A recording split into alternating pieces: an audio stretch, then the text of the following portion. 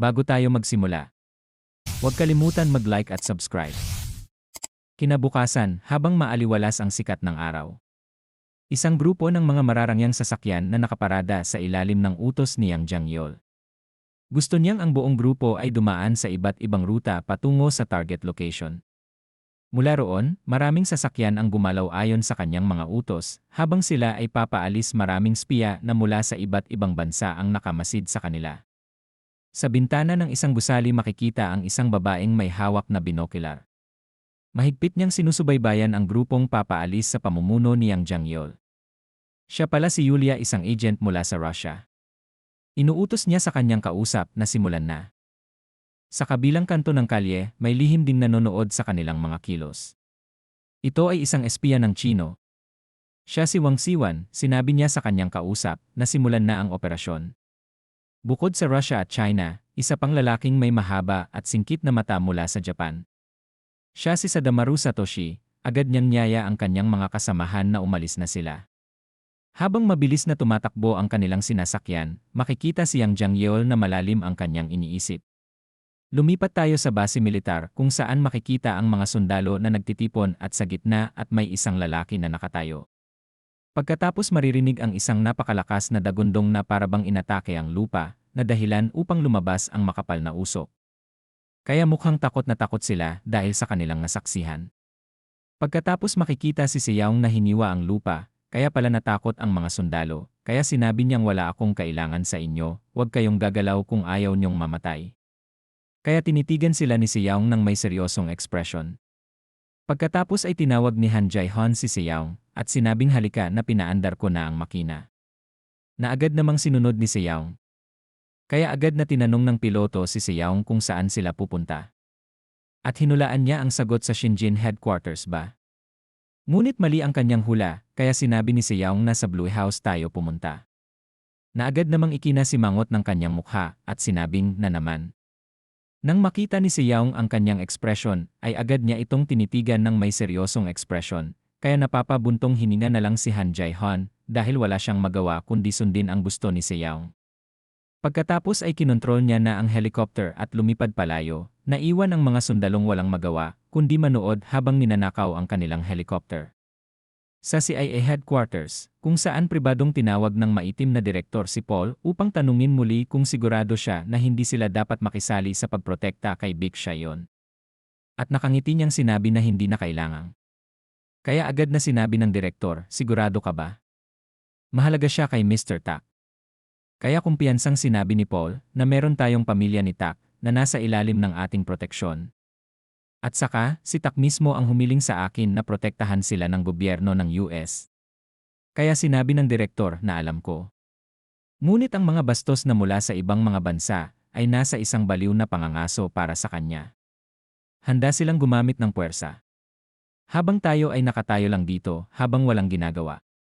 Habang pinipihit ni Paul ang kanyang buhok sa kanyang kamay, sinabi niyang marahil ay hindi tama, ngunit upang palakasin ang ating malapit na relasyon kay Tak. May isang bagay na dapat akong itanong sa'yo, kaya agad na sinabi ng direktor, ano yon? Kaya sinabi ni Paul na gusto kong hilingin mo kay Commander Aureli na tumulong sa gobyerno ng South Korea. Ang ibig mong sabihin ay si General Chester Aureli ng US Forces Korea. Na agad sinang-ayunan ni Paul. Sa halip na subukang hulihin si Baek Shayon. Katulad ng mga taang yon, iminumungkahi ko na tulungan natin ang gobyerno ng South Korea.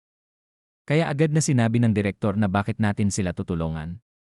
Sinabi mo ba na si Tak at ang gobyerno ng South Korea ay nasa masamang kalagayan? Ang pagtulong sa gobyerno ng South Korea ay maaaring makaapekto sa ating relasyon kay Tak. Ayon kay Paul, simple lang ang lahat. Kasalukuyang gusto ng gobyerno ng Korea na protektahan si Big Shayon. Hanggat ligtas si Big Shayon, ang ating trabaho ay tapos na. Kumunot ang noo niya at tumingin kay Paul na nakangiti ng nakakadiri. Sa paggawa nito, maibabalik natin ang diplomatikong relasyon sa gobyerno ng Korea habang nakakatanggap pa rin ng tiwala mula kay Mr. Tak. Sa panlabas, mukhang nakatulong tayo sa gobyerno ng Korea, ngunit sa katunayan ay nakakuha tayo ng mga puntos kay Tak. Ayon sa mga ulat ng grupo ng mga spiya, ang Team 1 ay pupunta sa Cheongjeongno, habang ang Team 2 ay dadaan sa lugar malapit sa isang Ahion Station area. At ang Team 3 ay magpapatuloy patungo sa Iuha Women's University Station. Maghihiwalay ang tatlong sasakyang iyon sa tatlong magkakaibang direksyon, habang ang Team 4 na sasakyan ay dadaan sa Seal Plaza, na sa ngayon ay papasok sa underpass. Mabilis na nagpreno ang sasakyan at bumaba mula doon ay si Yang Jangyol na may napakatahimik na ekspresyon. Pagkatapos ay tinawag silang dalawa sa kotse. Nasa harap nila sina Dian at Shayon na mukhang hindi mapakali. Agad na ipinaalam ng mga spiya ng hapon sa isa't isa na may nangyari. Ang ika-4 na kotse ay dumaan sa underpass at huminto. Mayroong ilang hindi kilalang mga tao na sumakay sa Team 4. Hindi namin matukoy ang pagkakakilanlan ng driver. At paalis na sila sa underpass ng napakabilis. Sa sandaling ito ay lumabas mula sa tunel ang sasakyan na mabilis ang takbo. At inuulat ng mga espiya ng Japan na maraming sasakyan ang sumali sa four-way intersection, ang Team Alpha 2 ay sinimulan na ang operation. Parang nakarinig siya ng hindi kanais-nais na tunog na parang bumanggang sasakyan, pagkatapos ay iniulat sa kanya ng Team Alpha 2 na ang target ay nawala. Na kanyang ikinagulat.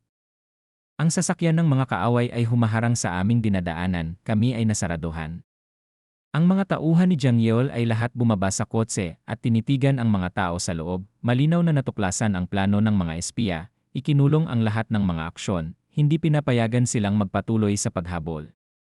Matapos putulin ang isang grupo, nagpatuloy ang 4 sa pagtakbo sa highway.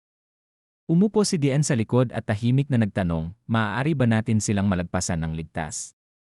Nang makitang nanginginig si Shayon sa backseat, dahan-dahang sinabi ni Jangyol, hindi mo kailangang mag-alala, lumingon siya at sinabing, ihahatid namin kayo sa Blue House ng ligtas. Pagkasabi nito, nakita niyang nanginginig pa rin si Shayon. At nahagip pa ng mga mata niya ang sandaling inabot ni Shayon at mahigpit na hinawakan ang damit ni Dian. Sa isang partikular na kakaibang hitsura ng kalungkutan at pag-aalala, kinailangan ng matanda na hawakan ang kamay ng babae at aliwin ito upang hindi masyadong mag-alala, ngunit tila hindi ito masyadong epektibo. Nakita ni Jangyol ang lahat, ngunit hindi siya umimik dahil sa sandaling iyon ay isang missile ang lumipad sa harap mismo ng kanyang mga mata mula sa kung saan.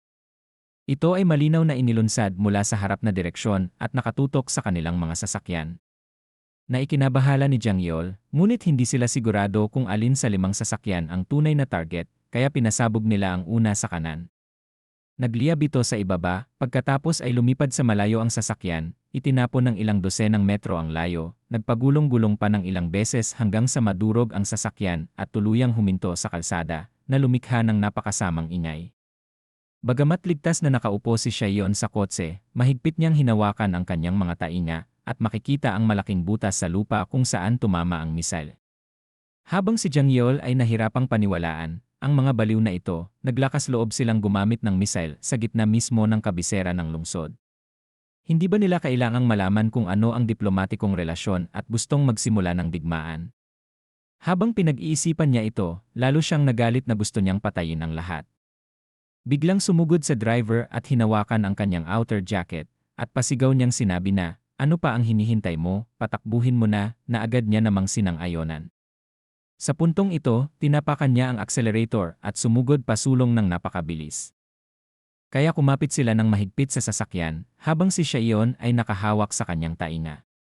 Biglang nagulat si Jangyol dahil sa kanyang nakita sa harapan. Dahil may biglang humarang na 2 puting van sa kanilang daraanan. Isang grupo ng mga kalalakihan ang bumaba na may hawak na baril at mga pampasabog. Sa utos ng kanilang pinuno agad na sinimulan ang pagpapaputok ng kanilang mga armas nang walang anumang awa sa paparating na sasakyan. Halos tumama ang lahat ng bala sa kanilang bulletproof na sasakyan. Ngunit ang sasakyan ay tatagal lamang ng ilang minuto, kaya agad niyang sinigawan ang driver na magmaneho papunta sa kanila. Nagsimulang lumitaw ang mga butas ng bala sa hood ng kotse. Sa wakas, ay matagumpay silang nakadaan habang makikita ang 2 sasakyan at isang tao na lumilipad. Pagtingin sa likuran niya, nagtaka si Jangyol kung sino ang mga taong ito. Naghanda ako para sa isang labanan, ngunit hindi ko naisip na ilalabas nila ang mabibigat na armas sa gitna ng kabisera. Mga baliw ba sila? Agad na kinuha ang walkie-talkie sa tabi niya, kaya sinabi niya sa kabilang panig, nasa 3-way intersection kami sa Jonglimdong, nagmamadali kami, lahat ng team na nakastandby ay kailangan namin ng backup ngayon. Sa sandaling matapos siya magsalita, nang madaanan nila ang intersection, may biglang dumaan na malaking truck sa kaliwang bahagi na bumubulosok papunta sa kanilang sinasakyang kotse. Malinaw na gusto silang sagasaan, ang driver ng truck ay nakasuot ng uniforme ng IG security. Kaya biglang kinabahan si Jiang Yol. Kaya napapakagat na lang sa kanyang mga ngipin ang driver. Kaya napapamura na lang si Jiang Yol dahil sa pagkabigla. Ngunit sa ganitong sitwasyon ng emergency, lahat ng buhay ay nakasalalay sa driver, kaya kailangan niya maging kalmado. Kaya buong lakas niyang pinihit ang manibela pakaliwa upang makaiwas sa paparating na malaking truck. Habang si Jiang Yol ay parang nawawalan na ng pag-asa.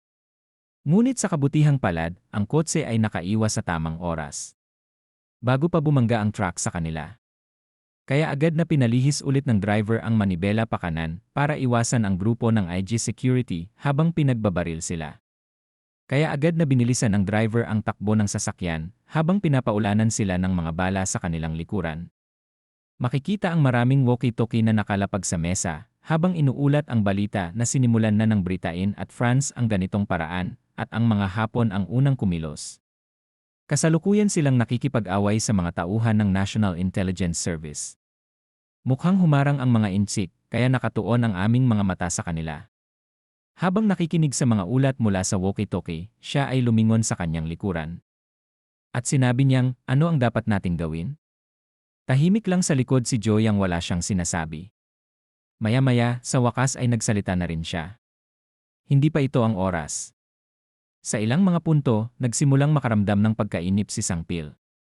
Ngunit biglang tumayo si Nam Ki-jung at tinawag si Joyang. Kaya sinabi ni Joyang na hindi namin napagdaanan ang lahat ng problemang iyon para lang mapatay namin ang isang brat na iyon.